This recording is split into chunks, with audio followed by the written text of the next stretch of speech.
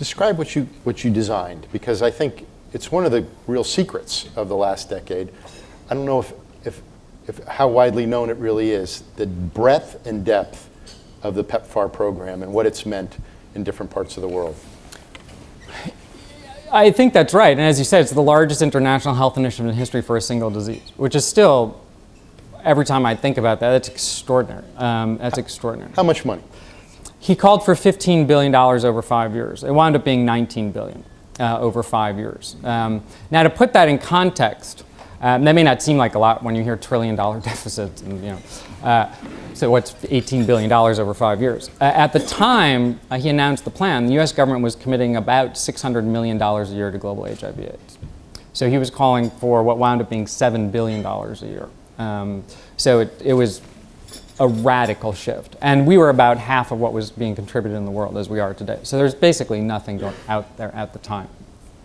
And the scope of it, I mean, he's such an extraordinary guy. So we started with something small. We're like, well, they're asking us to do something on AIDS. So we started with a mother and child initiative, because HIV is transmitted from mother just to children. So we thought children, mothers, that's pretty attractive. People would think that's interesting. So we came up with a $500 million over 5-year initiative to tackle prevention of mother-to-child transmission.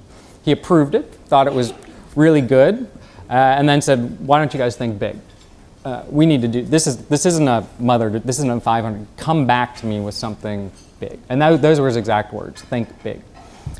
So he challenged us, and we, because of my experience in Africa, and because of our experience domestically in Tony's, antiretroviral therapy, for those of you who don't know, HIV/AIDS is a chronic disease. You get infected, and most people live 10 to 20 years.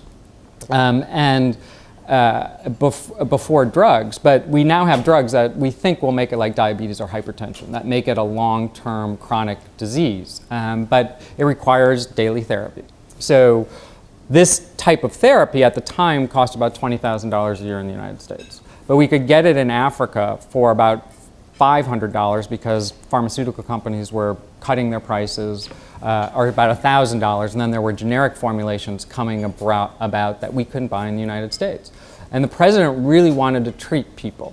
At the time, everyone thought we should just prevent the infection. People literally thought, at the time we thought 40 million people were infected. People were literally saying, we just can't afford this. All we can do is prevent new infections. Literally those 40 million people are going to have to die. 40 million people are going to have to die.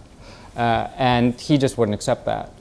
So he pushed us to think big, and so we came up with a plan that would support treatment for half of the people in the world at the time we thought needed it. Half of the half, actually. We thought in 5 years we could only get to half. And to prevent about 60% of the new infections, and to care for orphans. And that's a big part of this disease. Parents dying, leaving 12 million orphans so far in Africa, and they need compassion and care. So it was really all driven by, and I think maybe one of the reasons, when he talked about this plan, he always says, to whom much is given, much is required. For those of you who were educated here, that comes from Luke, to whom much is given, much is required. And there really was that sense of it is unacceptable to let 40 million people die. It is unacceptable in this day and age to stand by and have that happen. So the scope and breadth of it from a global health perspective had never been done before. The second piece, which may be the most important legacy, is, as I talked about, it's a chronic disease. We have never in the history of development ever done a chronic disease. We've tended to do inexpensive things, immunization, other things that are one-offs, short things so that we don't have long-term commitments. It's the first time in history we've done a chronic disease. And that's now starting people to think about hypertension, diabetes, cancer, killing a lot of people in Africa too.